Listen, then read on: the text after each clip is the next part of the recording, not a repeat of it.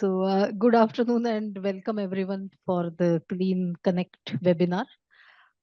Since the month of March is for celebrating women's contribution to various sectors, so we thought that this month let's have a webinar based on the work of women in DRE and all specifically young women in DRE.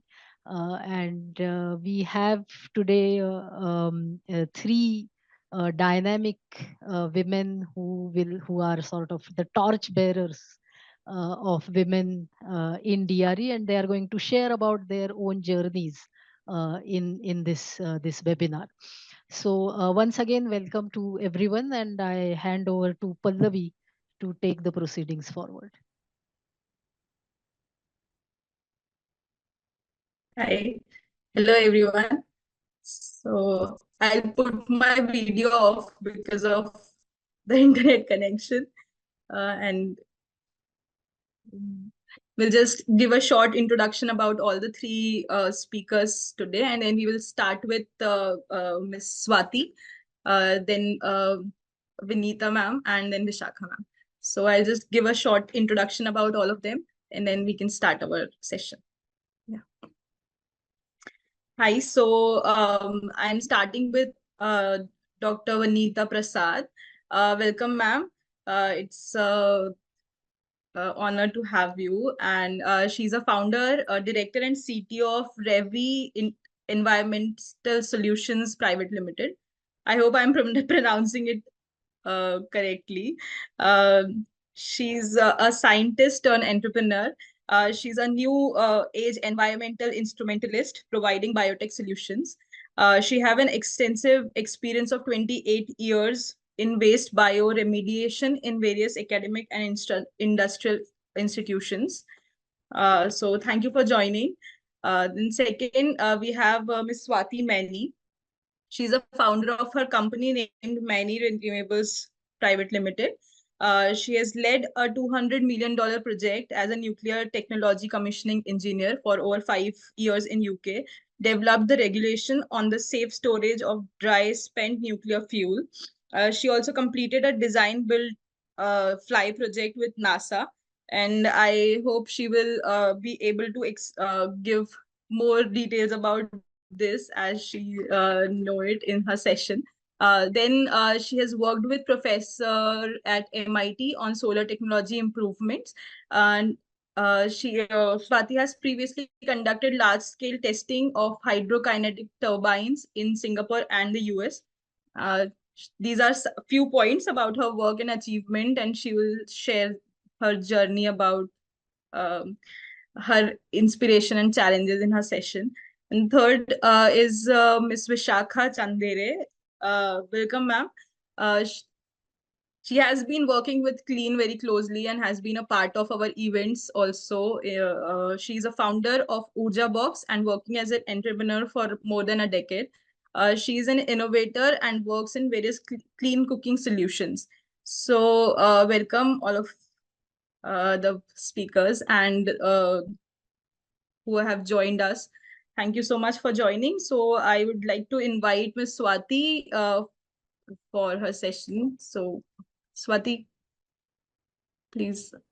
Yeah, I'll give a brief introduction Yes, about please. what we do as a company, so then we can go into sort of a Yeah. Q&A, what I'm assuming. So essentially, what I am focusing on is small hydropower and small wind power. So this is in such a way that it can be installed in various types of locations, and the technology is also such that it is agnostic of the location, especially for hydro, that wherever you see water flowing we should be able to place our turbines. And then similarly for wind as well, these are vertical axis turbines, so we would want to take it to the rooftops of high rise buildings or even in open fields where wind is typically available. And we want to target the rural segment for distributed energy. My obviously, my background, because it's been in the nuclear power industry, we dealt with a lot of losses, line losses in longer distances. So even though we made 1 gigawatt out of each power plant, we lost about 200 megawatts of that to inefficiencies in the grid itself, and that is inherent and it is bound to happen.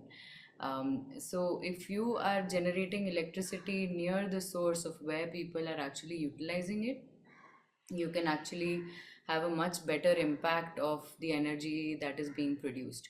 So it is not just, the efficiency of the turbine or efficiency of the power plant, but also the efficiency of the transmission system, which people normally forget about, and which is why the distributed storage and the distributed production of renewable energy is essential. So that is why I got myself into it, after doing extensive amount of research on that topic. So yeah, I'd leave it for everybody else to do their introductions as well. Yeah, hi. Thank you so much for giving a brief. We would actually like to know more about your journey and what kind of what inspires you to become a part of this particular sector, because renewable energy is a big sector in itself. But why you chose we actually understood why you chose distributed renewable energy, but something more about your education or your journey in this sector and what challenges you faced till now.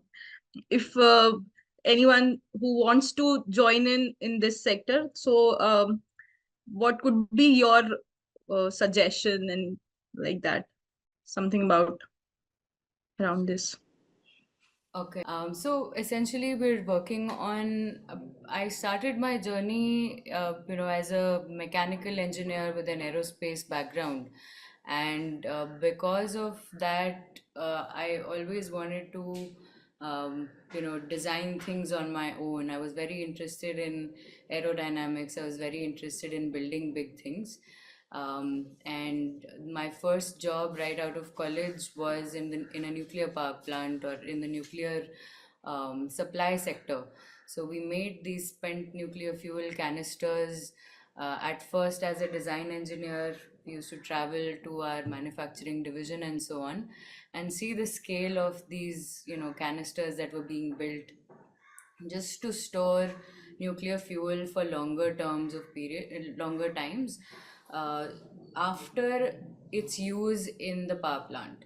So there was 100-year timeline to these canisters that we made, but beyond that there was no remediation for what that nuclear fuel was going to do. So that was a constant question in my head, like what are we doing to solve for that, and how can we either eliminate that or use that. So I studied both things simultaneously, about different types of reactors as well that can reuse that fuel, and at the same time I was also studying about different types of renewable energy. So small wind and small hydro was one of my key focuses, because I can predict hydro.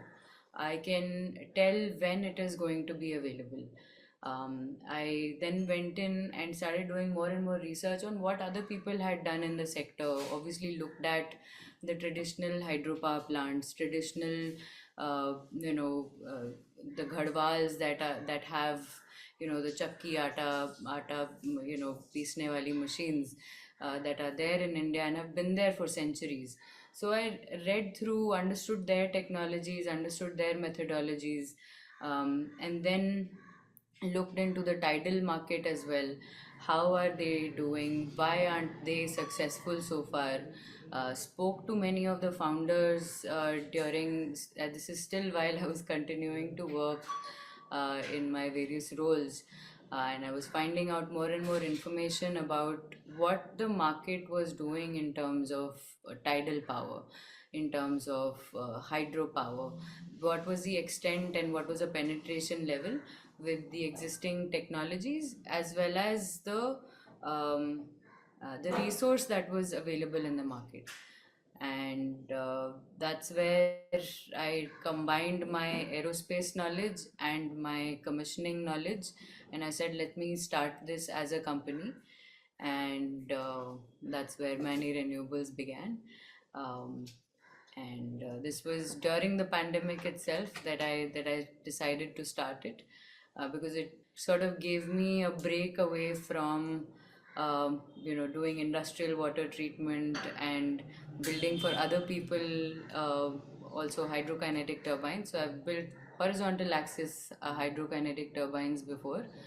So then I decided to do it on my own, because obviously there are business models and your thought processes that that are not in line with another person's approach. So that's why many renewables. So I just decided to use my own name and run with it, so it could inspire me to make my parents proud too. So that has been my journey, and we've been doing this for now 3 years. And we've gone through the prototyping process, we've gone through the testing process, we've gone through understanding how to work with the government bodies, how to interact with the central government agencies, how to get permissions, how to speak to the locals. So all of these things, end to end, we've kind of understood at this point, and we're in the middle of doing our pilots currently, and also improvising and further developing our technologies right now. So we've not fully launched our products in the market yet, but when we do, it will be post the pilots are done. So that's been my journey. So feel free to ask any questions. I'll just look in the chat box. Yeah, I just want to ask one more thing. I wanted you to like share some of your field experiences or any projects you have done right now, or which kind of pilots you are doing, in which part of country you are working, started working mainly. So some of the practical things which your company and you are doing in this thing. Right. So we are currently based in Pune, and I was initially based out of Mumbai, but because the manufacturing, the pilots, both for wind and for hydro, were all happening in Pune. That a lot of the technology developers are also based out of Pune. And some of the previous companies also that I have worked with also had their Asia headquarters in Pune. So it just made sense to be here. And then as soon as I moved here, I've been able to get the partnerships right with several colleges.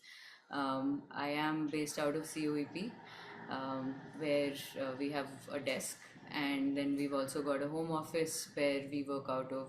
So there are several parts of these challenges that I had to figure out, when to move, how to move, and when at one point the work just got so much that I just couldn't do the back and forth between Mumbai and Pune. So then last year I had decided to move here, um, and then the travel began, an hour and a half each side, even within Pune.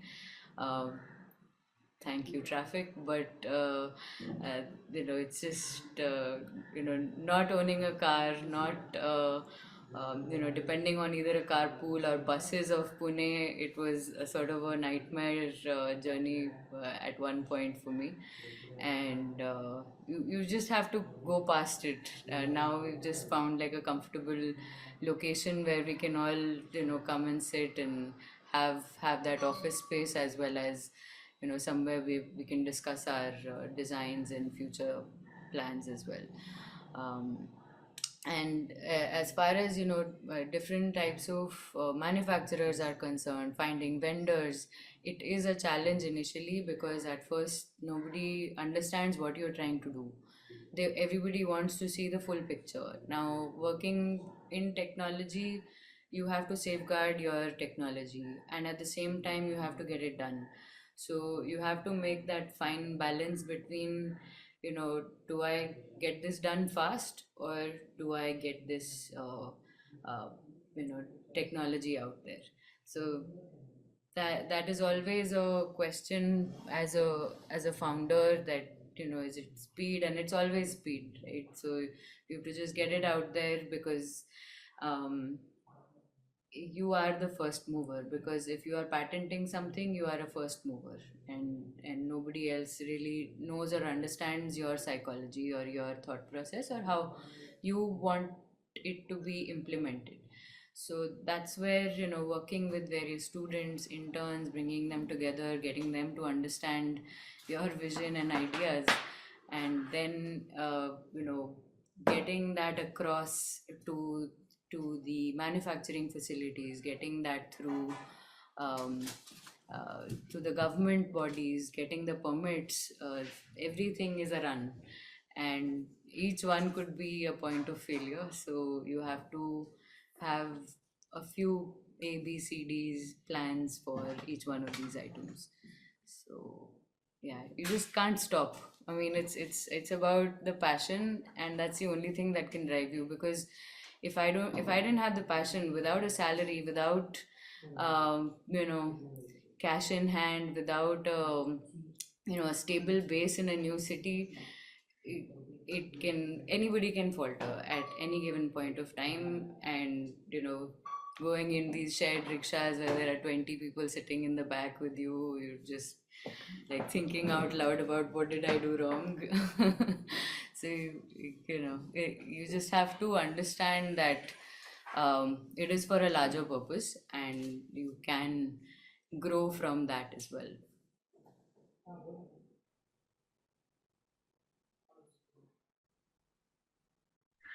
Actually, we all can relate somewhere to these points. Priya ma'am, you want to add something? Yeah, just wanted to know. You said that even if there is a very, I mean, you don't need a very steep flow to generate power. So want to understand that aspect a bit, because I was always under the impression that you need to have a height difference in order to make this micro hydro feasible. So if you can talk a bit about what you are trying to develop here, and are there any working pilots that people can go see? Uh, Um, we are working on the pilot, and it's not in its functional condition yet. So what we are doing, these are called hydrokinetic turbines. They are based on the flow of water. So essentially, how a wind turbine works with the flow of wind, these turbines work with the flow of water. So that's the primary concept. So in a sense, you could also take a wind turbine and put it upside down, and that should also produce electricity, which is what they're doing in a lot of tidal energy cases. For us, we have converted that into a vertical axis turbine, such that even if my water column changes, so if I have a 3 meter canal depth available to me, if that changes to 2 meters, I can still produce power using that. So I'm only depending on the flow of water rather than the potential energy difference. So of course, even okay, with interesting. potential energy, there is flow of water available. Yes, of course. Um, but that's not the usual domain that we work in. Okay. Uh, and we So, usually, so basically, irrigation canals can then yeah, yes, produce electricity for the correct, farms. Okay, yes. that's interesting, and that really opens up a lot of possibilities which were not considered so far. Correct, correct. So there's about just one state of Uttar Pradesh has 80,000 kilometers of canal, Oh, wow. Okay. and so that itself opens up a lot of doors. And again, in the state of Maharashtra as well, where we're doing the pilot, there is 3,000 kilometers of Yeah. that. And so we've got to just go in and work on it as much as possible. And of course, the technology will also take time to improve and get to the maximum efficiency. But until then, we do have this in mind that even if we're getting, a lower efficiency in because of its systemic losses, we'd still want to do these pilots on a large scale, because as technology improves, we can Yeah. always go back and replace the older components, but we shouldn't stop on this development. So the involvement of the WRD has been crucial here. And they have really guided us and helped us out in whatever problems we've had, either on the site or in the other technical aspects or from vendor aspects. So, as much as everybody thinks of the government as a bad player, they have been the most helpful here in our case. Great, great. Thanks. That's quite innovative, and if it works, it can really be a game changer. Mhm. We hope for the best. Yeah, yeah. Thank you, thank you. Yeah, over to you, Pallavi. Any questions? If anyone have any question, please raise their hands, or you can also write on chat box, so we can just, Okay, we can yeah, we can we can move. come back also. People will have Yes, yes. questions as we go ahead. Yes. Okay. Thanks, Swati. Thank you so much. It was really nice to know about some new innovations are going on in this field. Thank you. So we can move to Dr. Vanita Prasad, ma'am. Uh,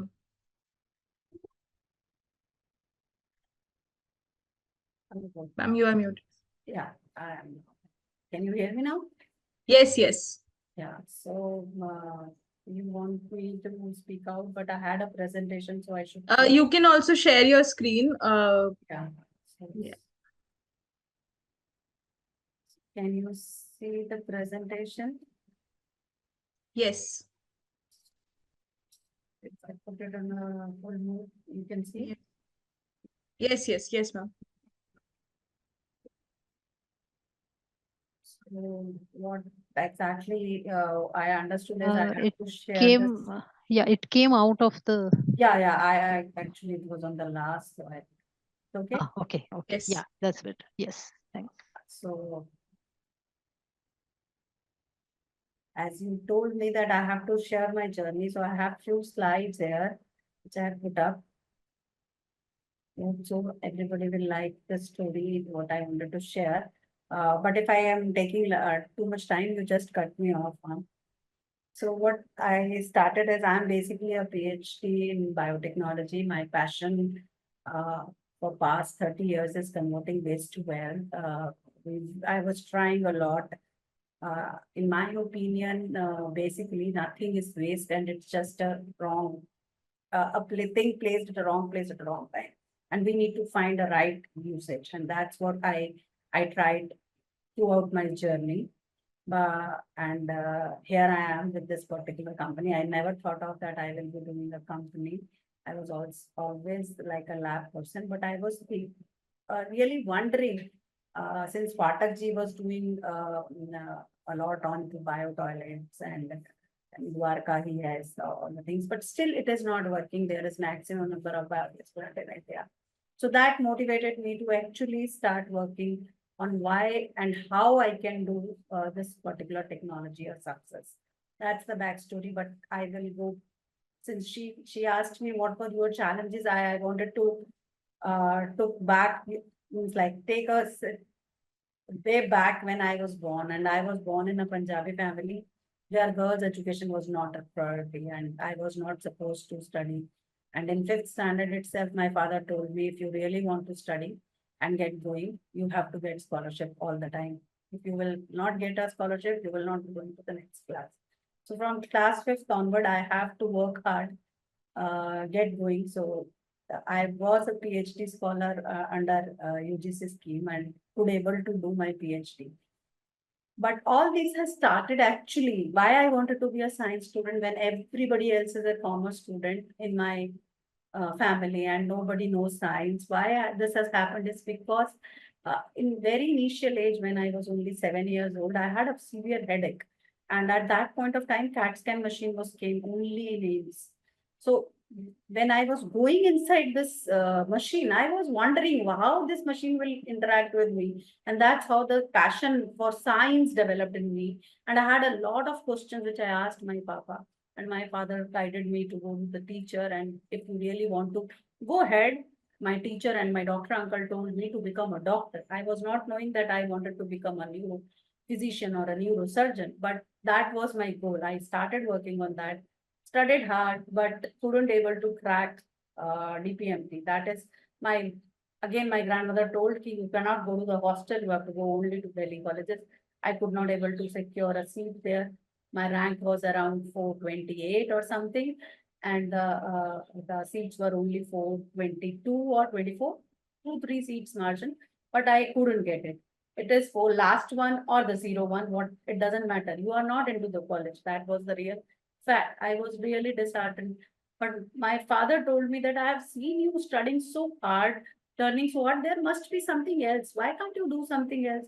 So I figured out that okay, biochemistry is something which I wanted to understand how the human body works and other thing. And I started working on during my graduation. I done that, and then my inner calling was the human body, and I was very much interested in immunology during my MSc. So I started my PhD with an allergen kit. This was the story till I was like opposed, joined a PhD. After 6 months, in between that 6 months, when I was going to the National Institute of Communicable Diseases and Patel's Institute to collect the blood samples, I found some of my blood samples were positive, and I wanted to resample them. Then I went to the patient's house. Till that time, there was no Google Baba, and what was not like this. It was very different in 1990s. I'm talking about that word was very different. And as I told you, I was just a person who is going from her house to school, college, or lab, and comes back not knowing nothing much about the real hard facts of the life. When I went to these houses, I was really questioning myself. The human beings can live like this, the slums, still people are living. During COVID time, we all faced and lot of this thing. If COVID breaks down in Dharavi, what will happen? Everybody has this question. Sanitation is still a question. So that hurt me to my core of my inner sense, because I wanted to work with human health.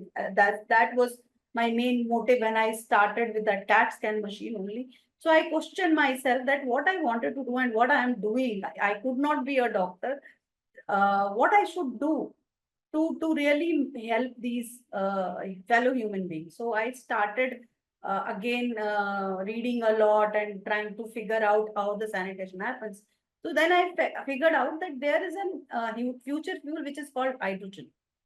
At that point of time, I'm talking about 93, 94. So nobody was talking about hydrogen as a fuel at that point of time. So I figured out that this huge resource, which we call as sewage or of organic waste, can be converted into hydrogen, which can create a sanitized atmosphere, water treatment, as well as hydrogen. That's what I could able to do. Within 3 years, I could able to fight the patent. But unfortunately, fortunately, again a hurdle. I got married, and I have to shift from the my place, and I have to really work hard to get a job. I was pregnant at that point of time, and coming here, nobody was ready to give you some kind of job in this sector. Now I am talking about the sector. The waste sector is a very hard sector for women to work. So it was hard for me also managing work, doing this.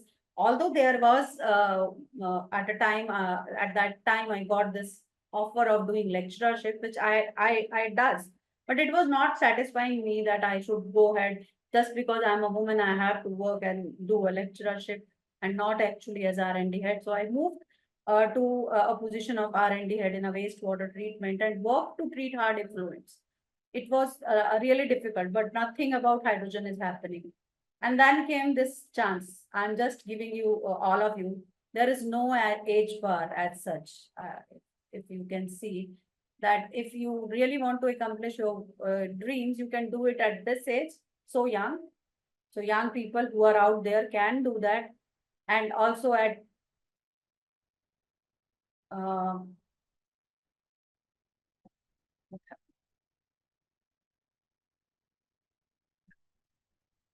so at the age of this much. So I found that, okay, nothing is wrong. I can also do that. So at the age of 40, I decided to pursue my passion. I resigned from my job and started this particular thing. So that was my motivation. I don't know who inspired me and what was the story. The story was very simple, that my son started to understand that mama knows how to produce hydrogen, and hydrogen car was coming at that time of Tesla was testing its first car in 90s. Not in 90s, sorry, in 2010. Tesla was talking about all that, and my son, being an boy enthusiast in automobile and right now doing his automobile engineering only, he motivated me, Mama, why can't you work on this? So that's happened. And at that point of time, you all know the sustainability thing has come up. What I have started for just for India or our slums, now we have created a climate change. It was happening at that point of time. We were talking about that, but nothing has been done. And we have now been like this kind of a situation where sustainability is urgent. So this was the condition when I started. I took this decision that India is still having a basically a less population, but not contributing toward too much into the carbon emissions. And how I can save this, since our energy demands are increasing, and we need to have something. And that's where I really worked hard to understand. And that's the basis of my PhD or whatever my research knowledge was, that I wanted to work in a recyclable kind of thing. And I have to have a replacement rate where I need to understand how that energy can be reliable. Renewable energy has this problem of unreliable supply. And that's where I thought of doing this particular thing again and make it a user-friendly technology. Talking about this, everybody knows that we were concentrating on profits and not on people and planet. And we really have to come back to this particular concept. And I urge to everybody whosoever have, like what Swati has done, I am really inspired by whatever she has done. If you have some innovation, please try hard. It's really hard journey. I know what she is mentioning, that without any salary and compromising, me and my husband both resigned and started this, and everybody told us that you are doing a professional suicide. Why are doing? But the only thing was, if we will not do, who else will do? As knowledgeable person. So my motivation, my urge to everybody who knows something, please do take this problem solving attitude and your innovation by which you have done something to solve a problem, take it to the market in a sustainable way. So that's what actually the basis. We were working in the linear economy when in 90s, when I was talking to my kids, and we have done a pledge to our throwaway lifestyle. Everybody at that point also criticizes us कि कंजूस है, but बच्चों के party के लिए disposable नहीं लाती. All that I have heard of. But I told my kids that we will be following this particular thing because this is not good for the planet, and we have to live, and you have to, although we could not be very 100% strictly on that still, but we tried our level best. And that's how, because I have to walk the talk. That I have done from starting. अगर मुझे कुछ करना है तो मुझे भी वो role model बनना ही पड़ेगा, तभी होगा, कोई और आके नहीं करेगा. That was my attitude. So I was doing it. So I always based on this circular economy, and knowing this is all very well. And now when I started in 2015-16, the systemic approach was also came up. We were all thinking how to do, what to do, what we are buying, sustainability and everything has come up. So biofuels was again an option. Hydrogen is still there. So I started working, and CNG or bio CNG was coming up in huge in India. And the SDGs goals have been also defined by that time. And I was knowing that if I am working on to this SDGs goal, then only everything else will come into place. This is basically the budding cake model of SDGs on which I focused. I was focusing on this particular biosphere goal. That was my this thing. So, you know, all these ladies were working. So all these are like model or motivation for me to work. So Startup India and environment has started at that point actually. So that was one of the key milestone to really start with. So I took BIG grant as a women scientist to kick off my ideas which I had. I got incubated in a bio incubator and then start working. So these are the things I mentioned. The motivation for me is environment was deteriorating. Although I know a lot of things, but still nothing happened during my age. I saw that environment was deteriorating and it's worse right now. So I had that course urge of managing the waste, and whatever I learned, I wanted to apply it for a commercial use or a societal benefit. So what I have already mentioned, everywhere we see this thing, a very huge problem of waste disposal. We were talking about at that point of time that we need another planet to dump our waste. And the other thing was water scarcity. Water is not available. And now Bangalore, everybody, Pune, Bangalore, Delhi, every city is facing that challenge. So water scarcity is another issue.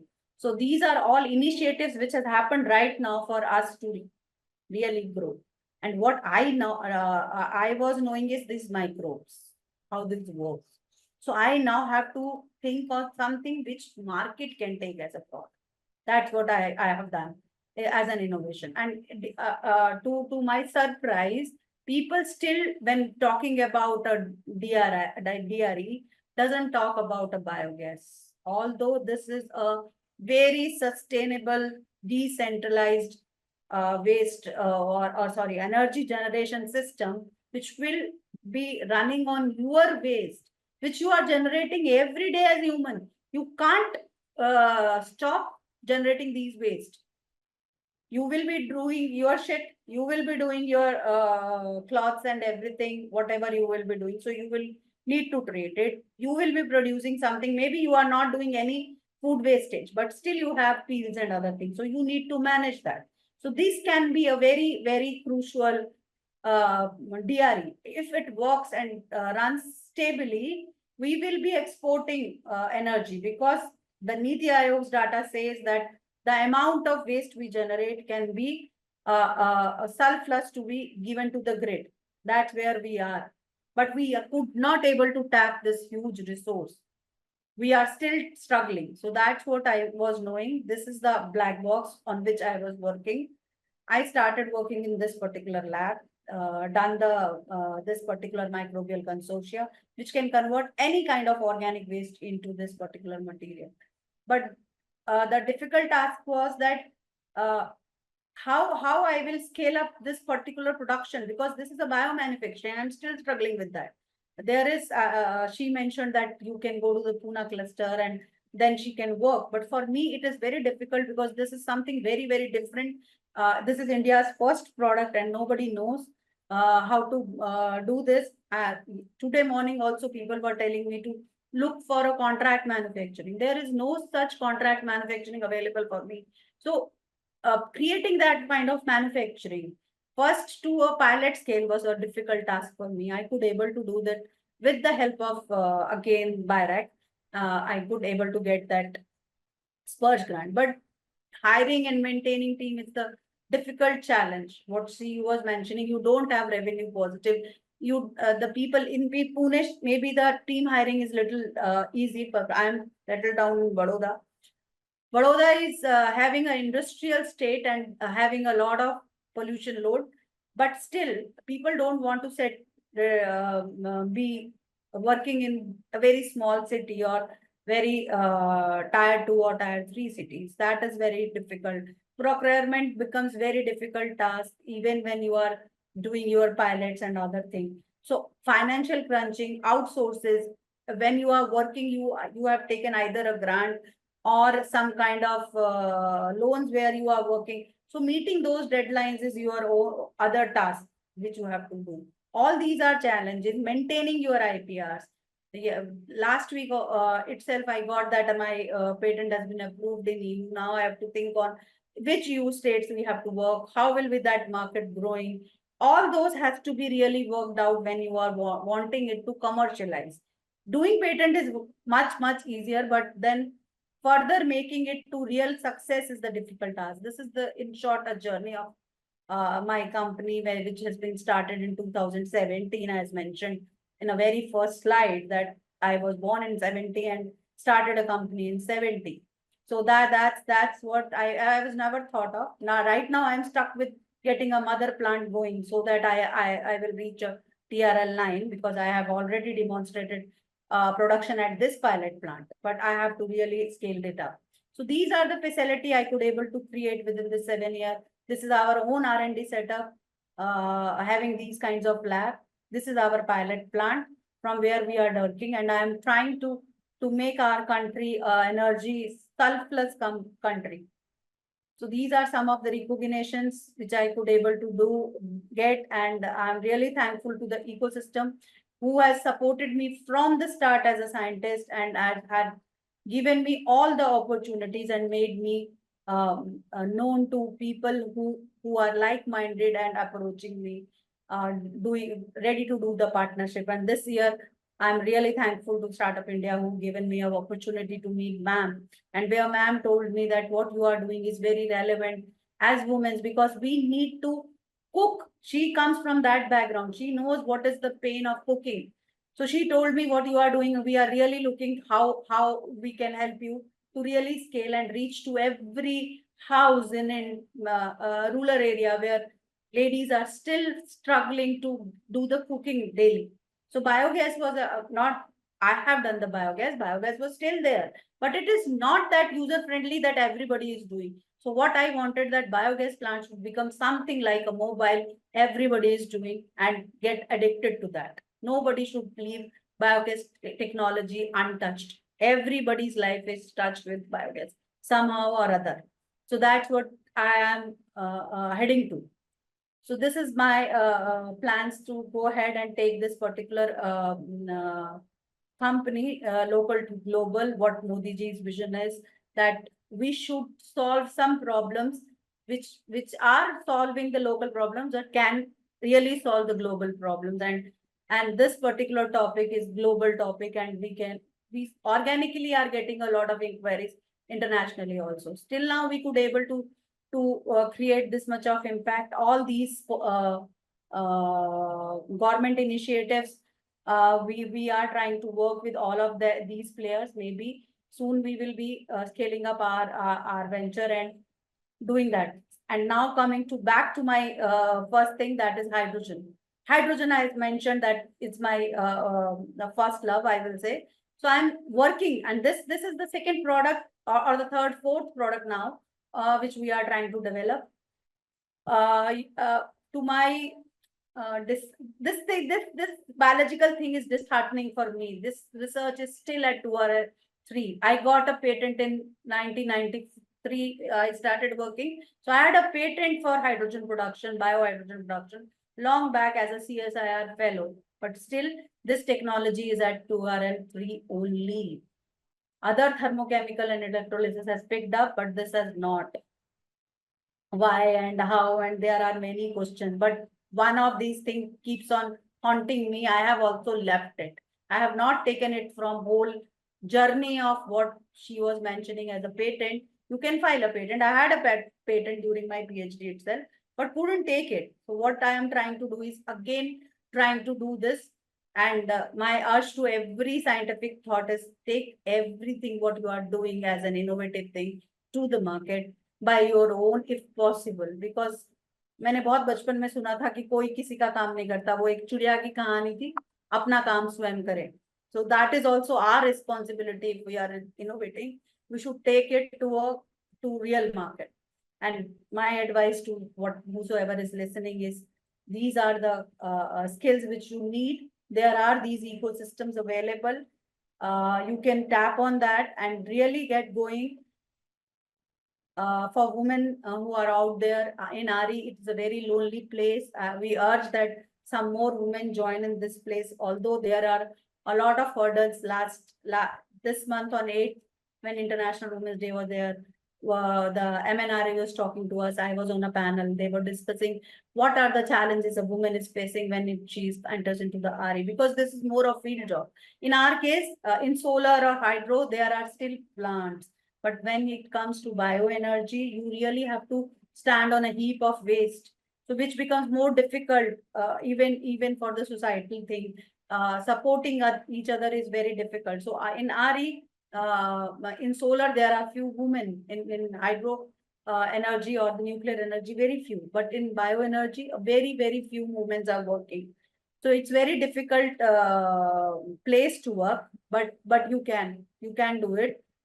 Uh, That's what I always say. Don't underestimate the power of your own instinct. If you feel this can be possible, that's the thing. Please enjoy your roller coaster ride. This is very enjoyable ride. One day you will be on the top, and other day you will be on the fall. You don't know what to do and how to do.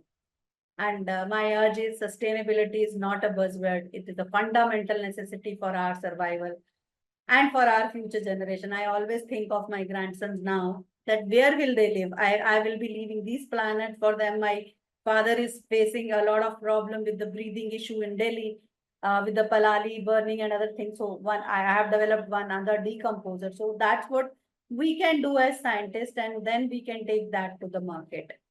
So that's the small, I think a long story, but I try to concise it. It's a 30 years, more than 30 years story, or almost a 50-year story, which I try to put in. Hope I could able Thank to you. justify the time you have spared for listening to me. No, thank you.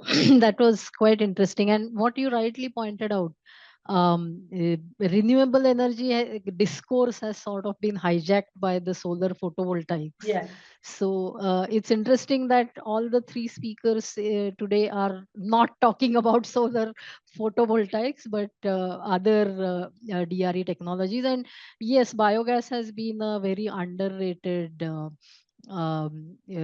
technology with its potential hasn't really been fully explored. I have myself worked in biomass energy and peripherally with biogas, so I'm aware of the challenges.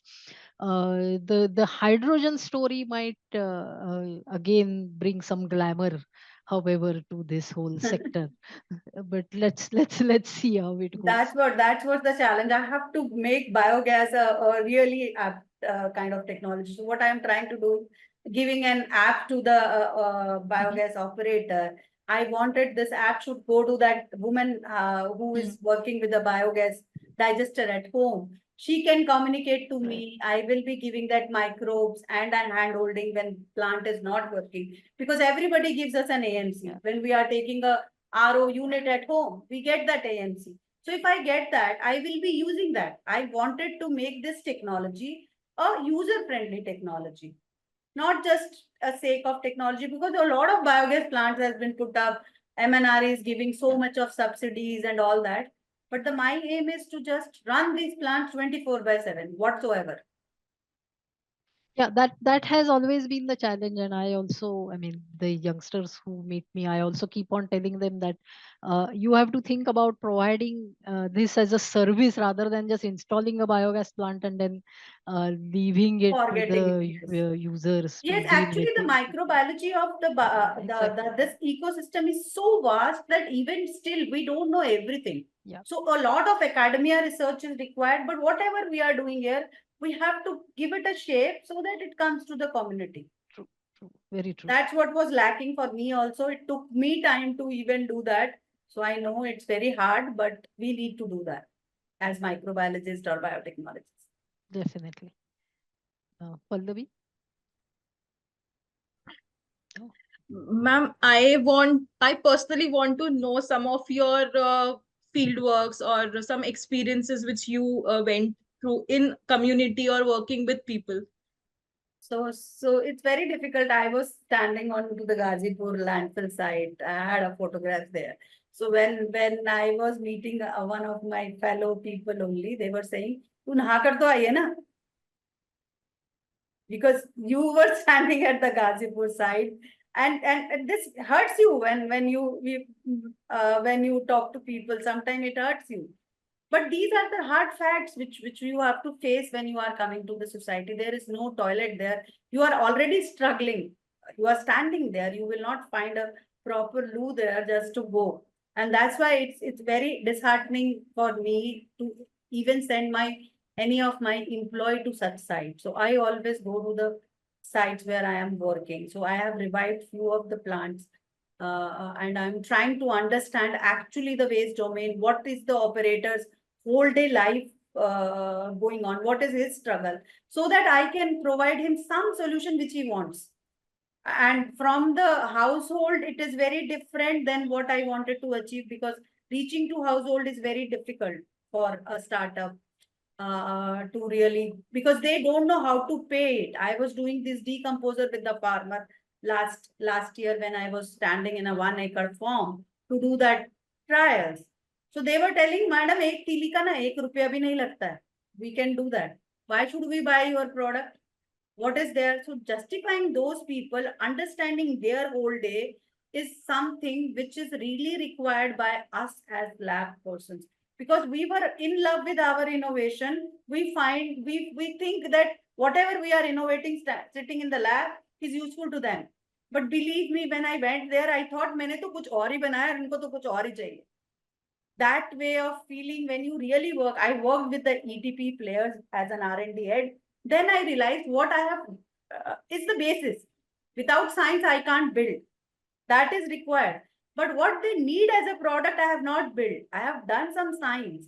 And that's where there is a lack still. So academia, industry, partnership we are talking about, still that is a gap. So in field, when you want to work, you need to understand the field and then come back and do your lab work. So that is that is my take for everybody. But it is really hard standing in the sun there, and that's why I think less staff engineers are there. मेरे ख्याल से सुधा मूर्ति ma'am हमेशा ये बात बोलती हैं कि बहुत इंजीनियर्स नहीं थे. But that is one of the drawback. जब आप एक लड़की पढ़ने निकलती है तो भी हम ये बात कहते हैं कि पढ़ लो, टीचर बन जाओ. Mostly you will find, even after doing our PhD, we are only teaching. We are not doing other things as a woman, and that's what is most difficult task. We really have to work hard, stand in this hot sun for at least 4 to 5 hours to understand what we want to do as problem solver for our society. Everything will not happen on the computer, although this is a very good aid. I am also using it right now, and even for talking to my operator. But once I have to stand with them, I have to understand them and then come back and do whatever best you can do. This is an add-on, and I think the future AI can help us even to understand this black box. Whatever data I am collecting with the app can help me to predict what is happening inside the biogas plant, how I can get a value-added product. I can get a jet fuel. This black box can give me n number of things. So that is what we need to really work hard on that side. And I urge to all young listeners, please go and study hard and try to do as much as possible with this renewable resource called organic waste. We are working a lot with plastics. E-waste is also required, but do work with bioremediation. E-waste also can be remediated using biology. There's a question. Yeah, there's a question from Manoj Jain, sir. Sir, you can unmute yourself and ask the question.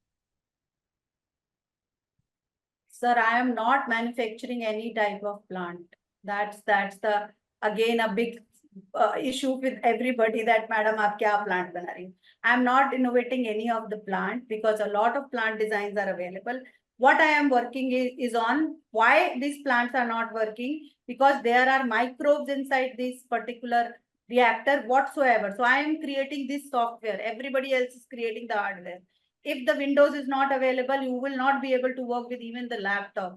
Chat GTP is coming as an user friendly. So I am working on those microbes, their health, and to monitor their health and app and a services around that. So whenever you are buying a biogas plant, this service will come to you. Like Microsoft is coming to you, then antivirus is coming to you. Same way I wanted this technology to be in everybody's hand, whosoever is buying the biogas plant at whatever scale. So right now I am working with to a plant who are processing around 100 tons of waste per day. I started with first of my, this thing was 20 ton. We have revived around 18 to 20 plants now.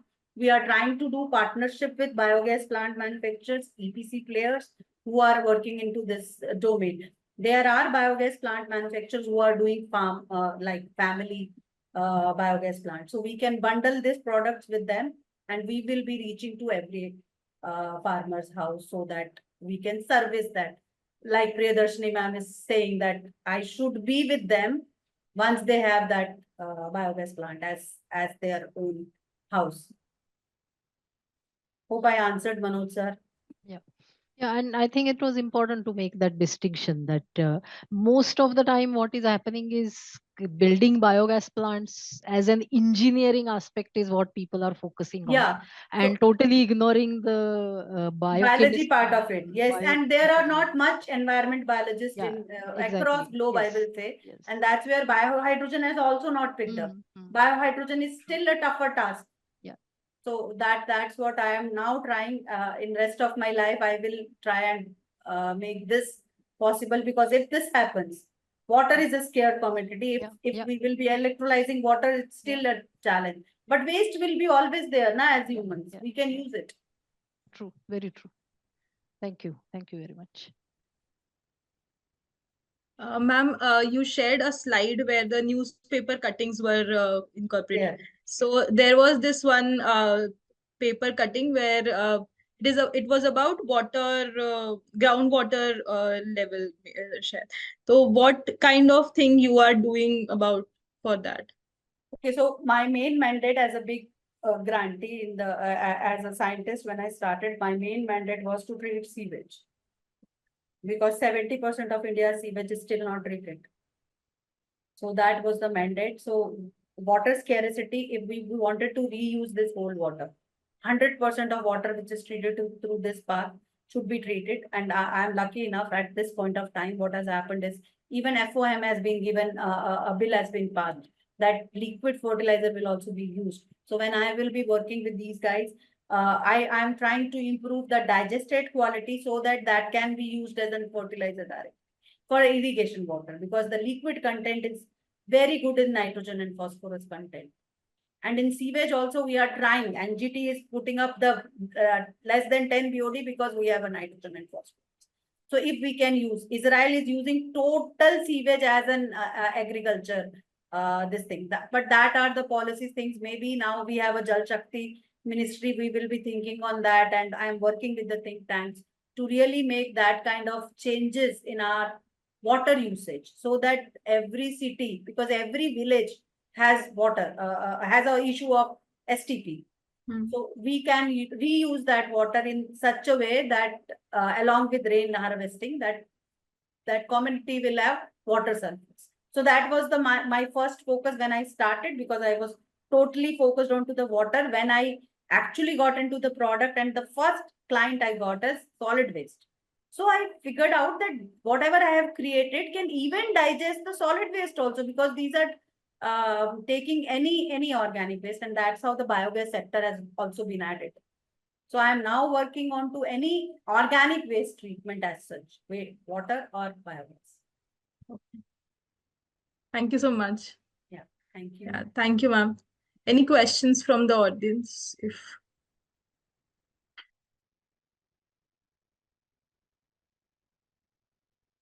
Okay, so ma'am, we can take questions in at the last. Okay, yeah. Thank you for sharing all the experiences. So I would like to welcome Miss Vishakha. Vishakha ma'am.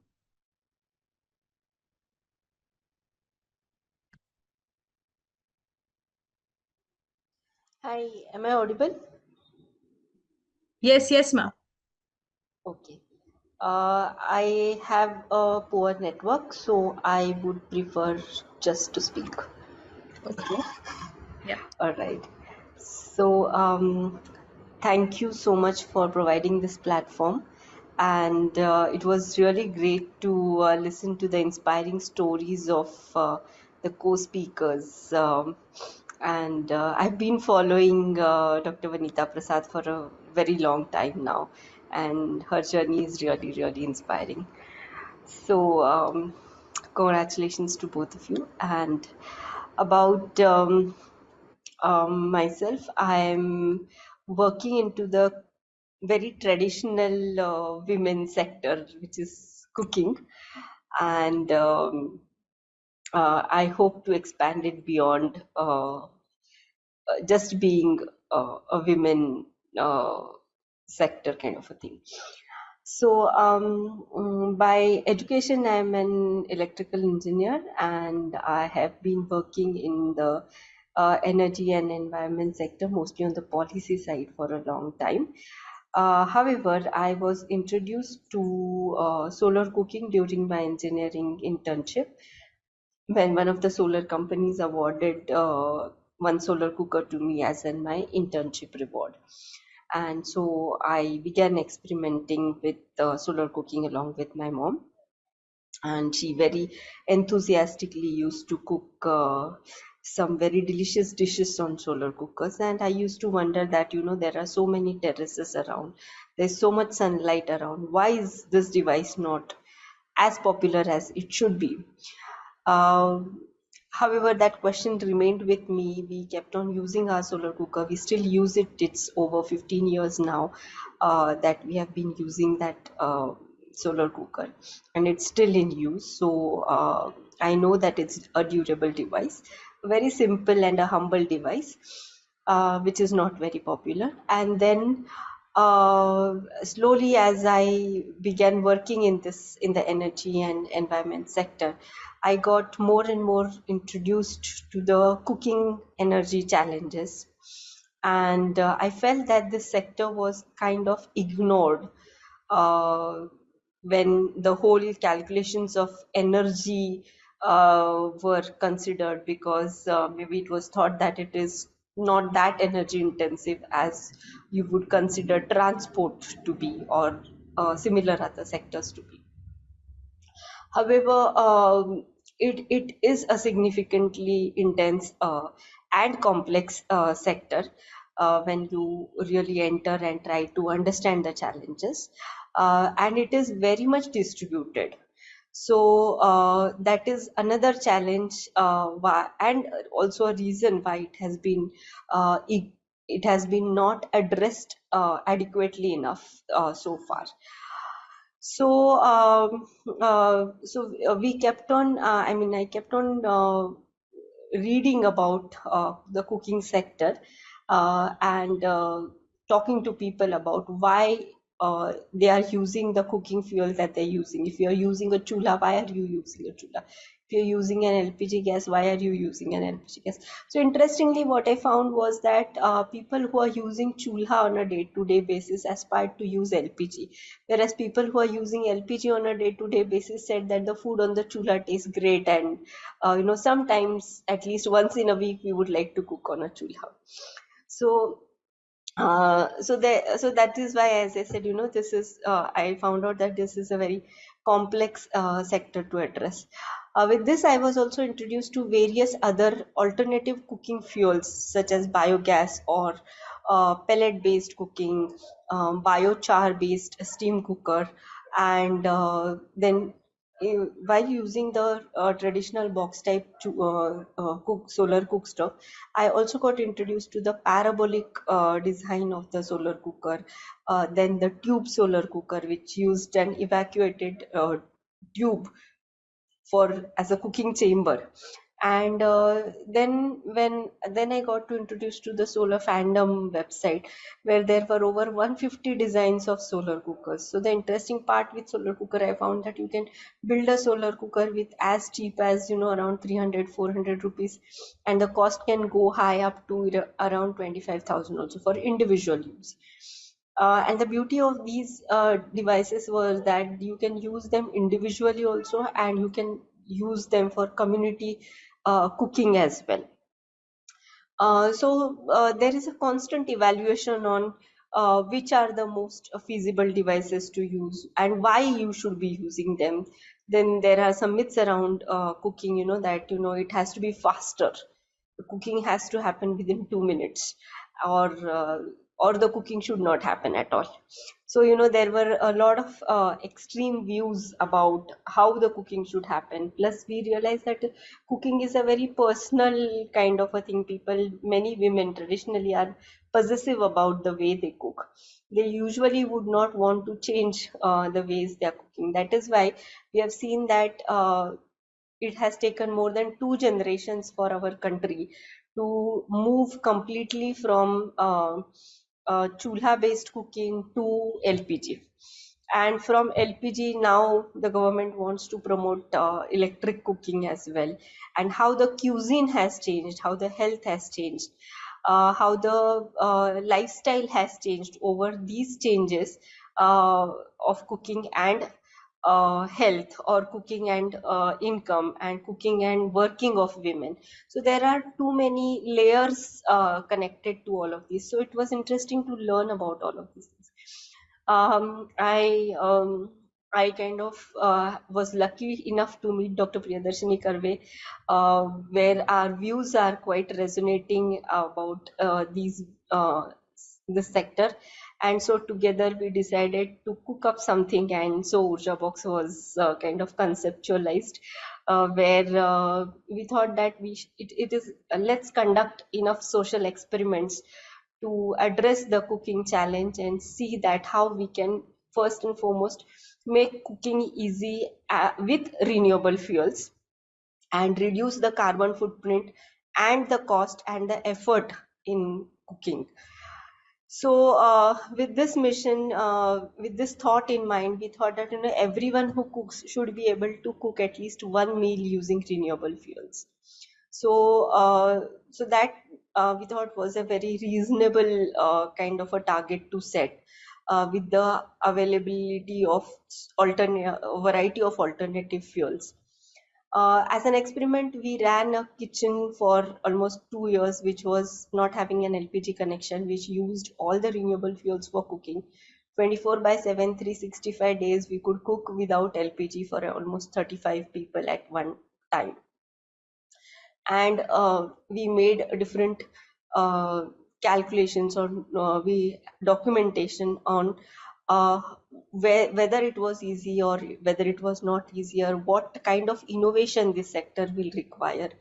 Because the cook stoves that are available right now they definitely need some innovation, so that more and more people can use these kind of cook stoves and cook with renewable fuels while reducing the cost and effort of cooking. We have in the past few years we have seen that the cost of cooking gas is steadily increasing. Even if we switch to electricity, we do not expect the cost of electricity to come down going forward, just because too many people are using. People who are using MNGL or natural gas for cooking might have noticed that the initial phases of natural gas, the gas was uh, the cost of the gas was significantly lower than LPG. However, it has now almost reached the same price as LPG. So it is very imperative that we use natural sources, use recycled fuel for cooking, so that the cost remains constant, or the cost is in the hands of the users. The users will not be dependent on external or centralized sources to decide the cost of the fuel. And with that, we will be able to decentralize the cooking sector, also save a lot of import value of cooking fuel for the country as such, while we will also be able to reduce the cooking footprint to a large number. So we have conducted demonstrations. The first gap which we realized was awareness, that, you know, right from questions like, do solar cookers really work, do they cook on time, or they take too long to cook, to what are the other alternatives we don't have enough space for biogas, does it smell, does it produce odor, and is it safe to use biogas for cooking? You know, after all, it is waste which is decomposed and the gas is there, so can we cook on it, and will the food be free of microbes? So there were so many questions around it which we have tried to address through our demonstrations.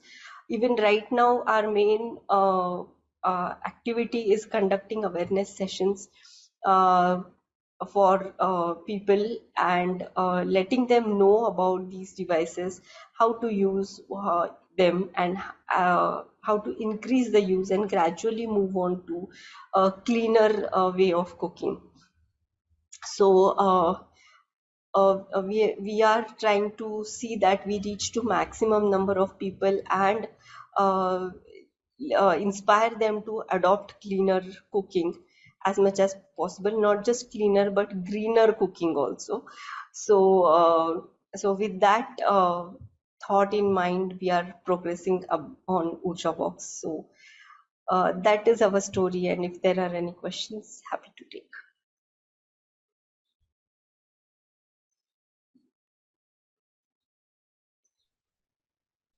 Thanks, thanks, Vishaka. I think one important point is that when it comes to biogas or even solar cooking, people are always thinking that these are for rural areas. That has been the traditional thought process around use of renewable energy for cooking, with the idea that okay, everybody in the city has now moved to LPG, electricity, and nothing much needs to be done about that.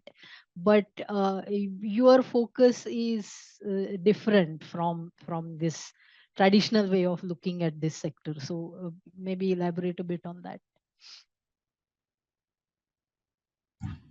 Yes, certainly. Whenever we talk about, as you rightly said, clear, using cleaner sources of cooking like biogas, solar, or pellet, it is usually assumed that it is for rural areas, or people who are poor should be, inspired to use that. Whereas our experience of working in this sector is different.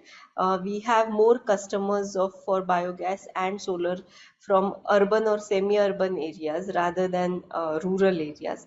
That is one. And another thing is, our objective is that anyone who cooks, irrespective of whether you are educated, uneducated, rural or urban citizen, or man or woman, whoever you are, anyone who cooks should be able to use renewable fuels. There should not be any demographic differentiation for the users of particular devices. And also we have seen that there is a stacking of fuel uh, in all the demographies. Like even in rural areas, people have stacked. They do have LPG, not necessarily they use it daily. They use chulhas. They use a different kind of cooking, like maybe a community cooking type of model as well at times. But then they also have an electric coil at home. So we have done rural visits, and we have explored these things, that the same thing happens in urban areas also. We do have fuel stacking, LPG plus electricity plus some other fuel that is always present. So I don't think that these demography differentiations are necessary. It is more psychological impact that has been kind of projected through some of the schemes, or some of the photographs that we see on social media and other things that is there. But on ground, it doesn't really look like that.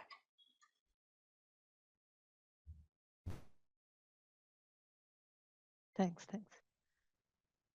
Any questions for Vishaka?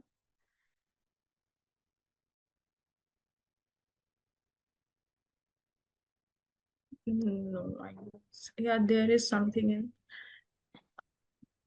Yeah, Manoj sir has written something. I have good experience with solar cooker, box and dish type. This is one of the best application of solar energy rather than SPV.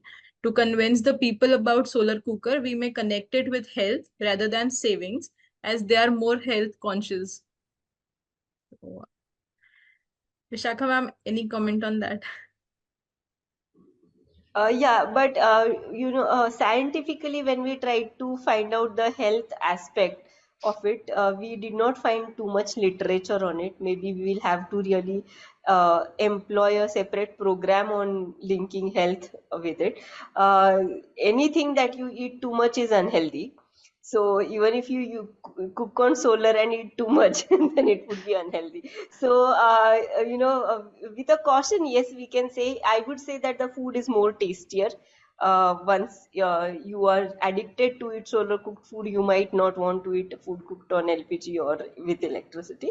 That I can say for certain. But for the nutritional value and everything, we do not have much scientific evidence to say about it very confidently. Though people have been saying that, that has helped them because the taste is better, they eat well, and all of those things. But I'm not I would not really want to venture out without a scientific evidence for that. Yeah, I think it's also that in solar cooking, typically you end up using less oil, and food is cooking at a lower temperature. So slow cooking at lower temperature also maintains more nutrition. So that's sort of is linked there. But Vishakha, can you speak a bit about the analysis that you got done around the carbon emissions, the greenhouse gas emissions, linked with various ways of cooking? Yes, definitely. So, when the cooking related emissions, we formed kind of a chart and tried to find out. So, we found out that electricity obviously had the highest emission sources, because right now at least we get 80% of electricity from the grid, which comes from the thermal power plants. So, so electricity has the highest emission, followed by LPG and then by natural gas. And solar was neutral in terms of carbon emissions.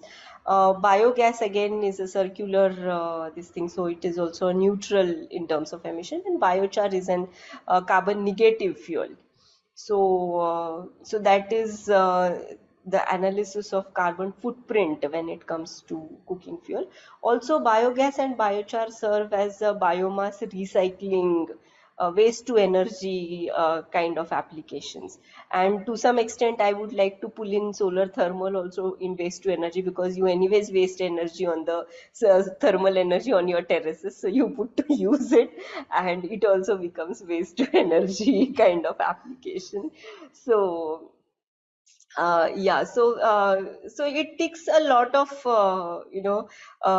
aspects of being a very less sinful kind of way of cooking. You use less oil, less water, uh, you do not emit carbon, and the food is tastier, healthier. You can also boast about a little bit of vitamin D deficient people can start solar cooking. And I can go on about it. But yes, at least from the carbon front, it is very effective, and also cost wise. So as I said, we have been using one set of solar cooker for over 15 years. So and we have had customers who said that, I've been using solar cooker for 30 years. Can you please help us with some minor repairs in that solar cooker? And they don't want to do away with their old solar cookers. They still want to use it with repairs. So that is how the ruggedness or the longevity of the device is there. And that is why it is more cost effective. So both things are important, I believe, in terms of cost.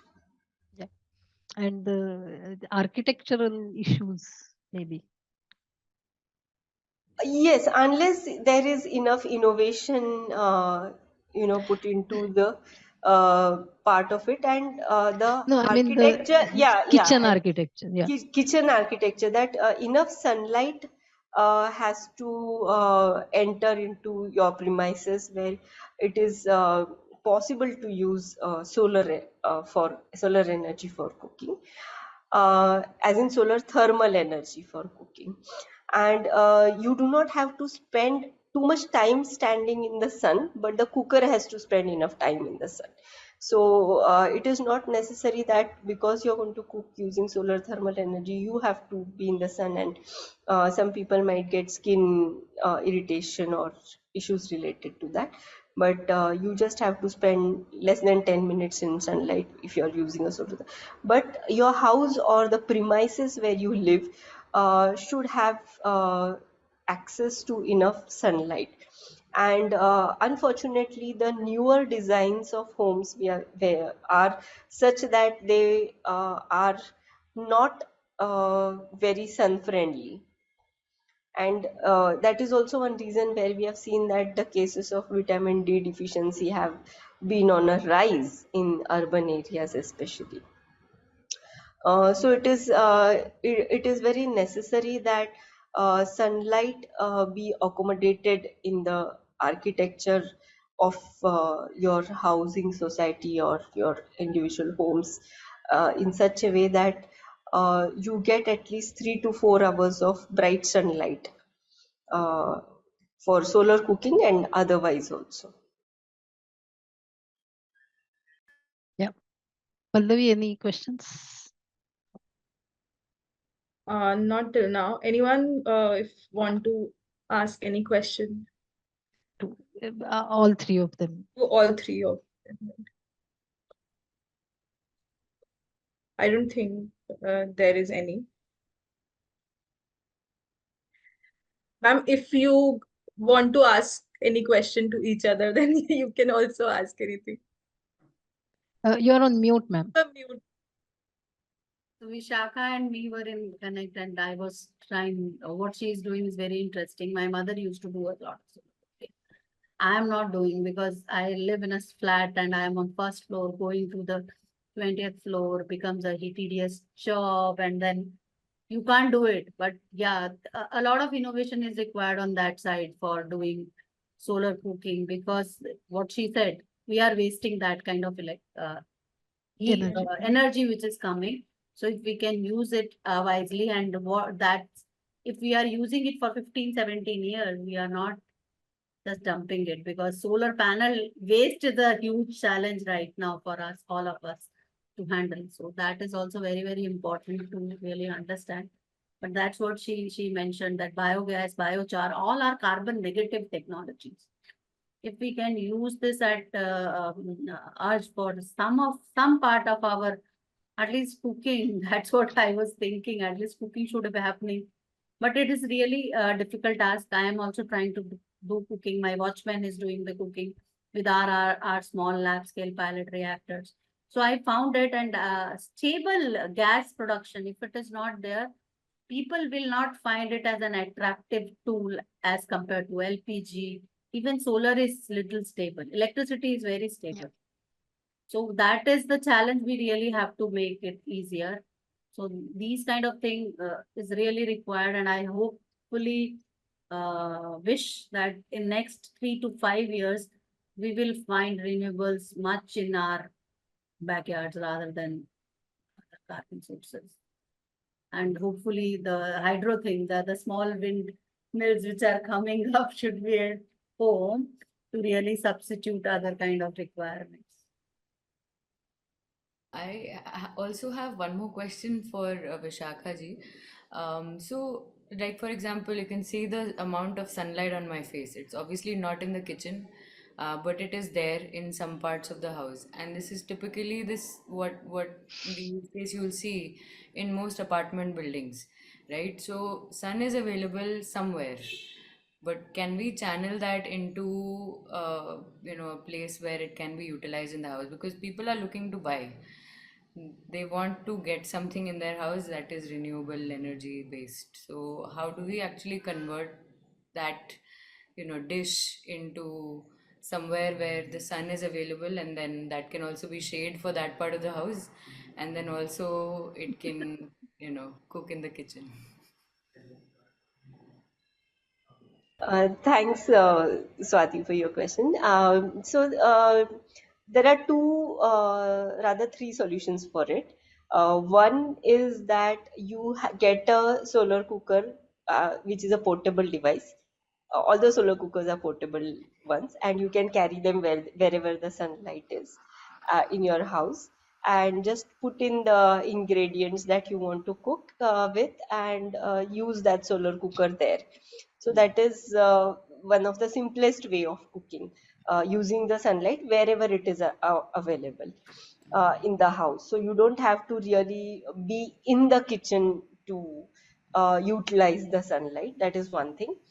Another thing is, then you can obviously think of using uh, uh, the indirect way of using solar cooker, I would say, where you use it through a solar PV system and charge the battery and use it through the induction sort of cooking, which I is not very efficient and I'm not very convinced about, but it is still a way of using solar energy.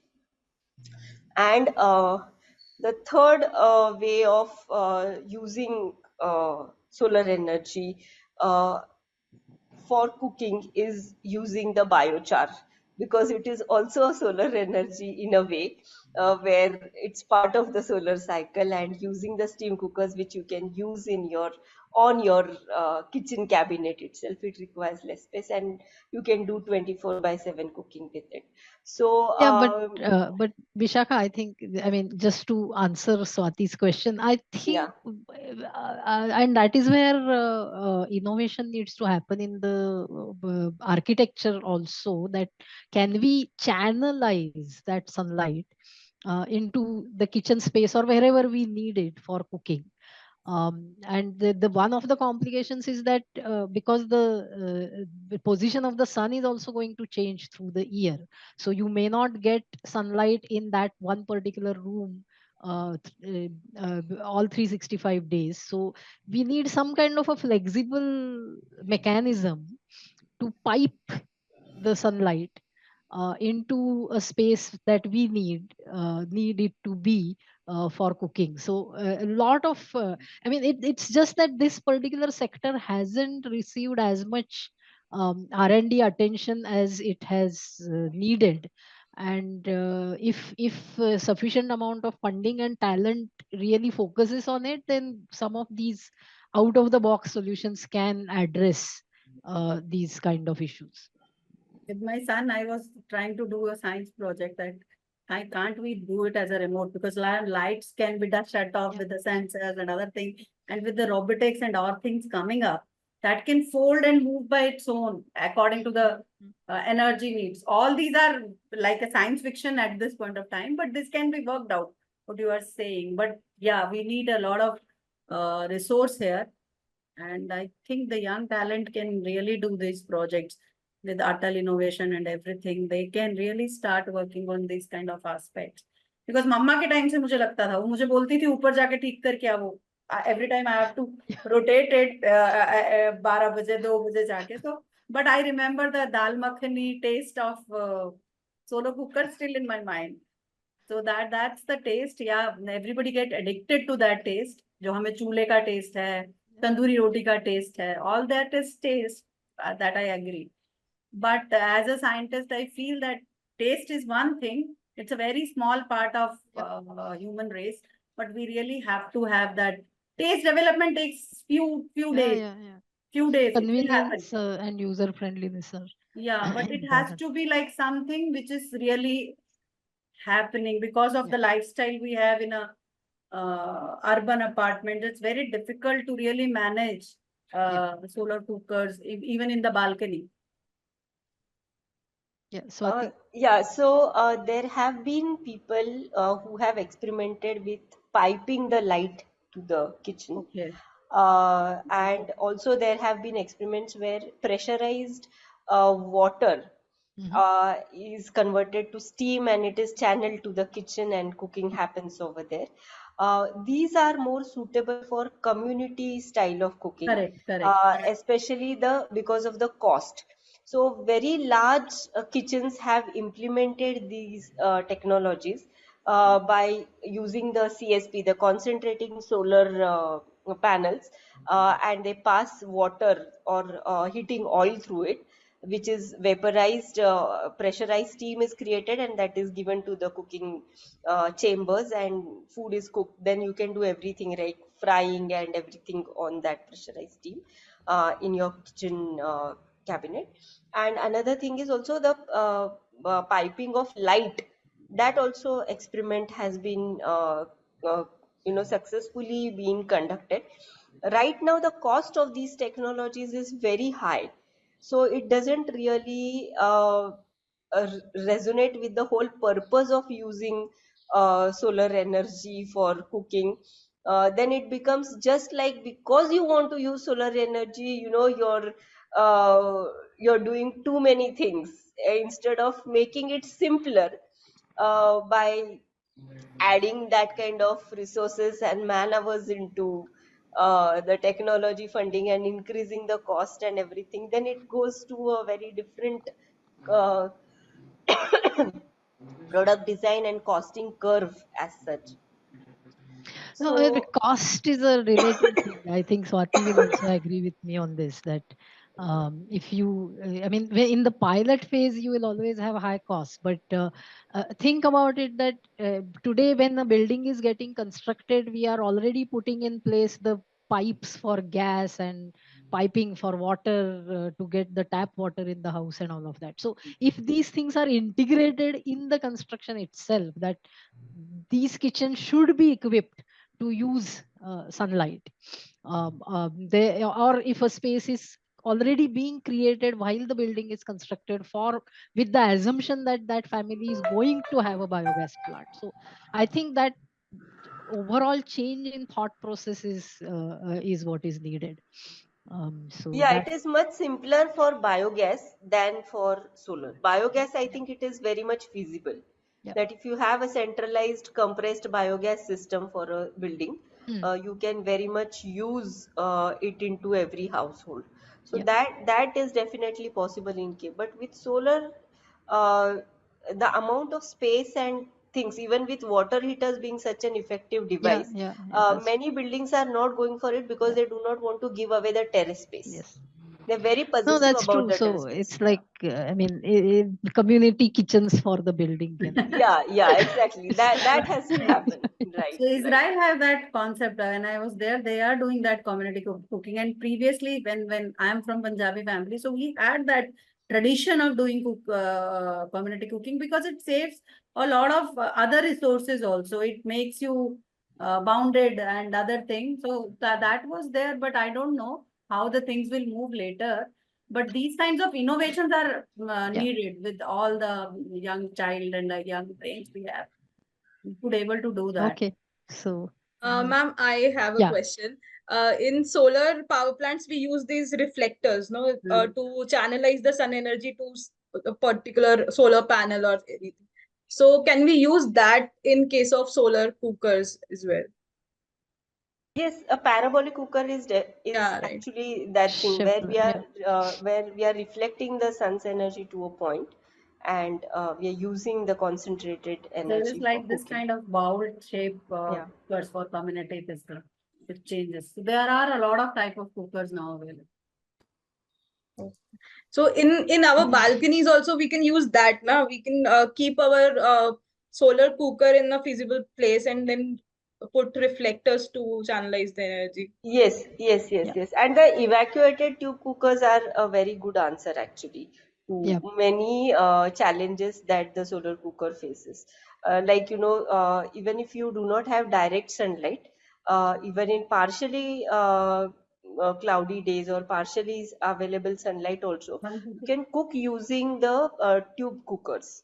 So they are one promising technology which still हाँ हाँ need no a little problem वो more धीरे धीरे innovation, करता and रहे that can be no possible. Issue उसको close कर ले सब कुछ को I will also close down Yeah. So I think we are running out of time also. And this conversation can just keep on go on. unfolding and go on.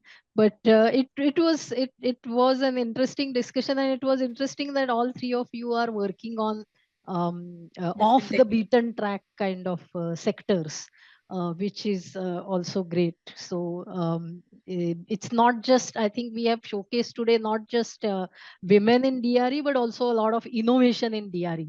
That is new thought processes coming in. Hopefully, the listeners have some useful takeaways from this discussion. So thank you to all three of you for sparing the time and sharing your valuable insights in this webinar. And I think one thing is also common that we all belong to somehow Pune. Vishaka, you are also yeah, there yeah, in yeah. Pune, na? Yeah, so the Pune connection is there because Yes. I also Yes, yes. started my journey with the big grant from a big partner, Venture Center Pune. Oh, So I I see. still, Okay. yeah, so still Okay. belongs Great. to Pune. So that So is that justifies Clean's move from Delhi to Pune also. Yes. So, yeah, Thank Pune Innovation Cluster. Yeah, I was there. They were doing this Vigyan Fellowship, and I you. was really motivated. The girls who were doing. Mm. So we really need to motivate these kinds of girls as women, because there are very few role models for even parents to look to. Yeah. To True. look to, Very and true. we need to mentor those talents right now as we can.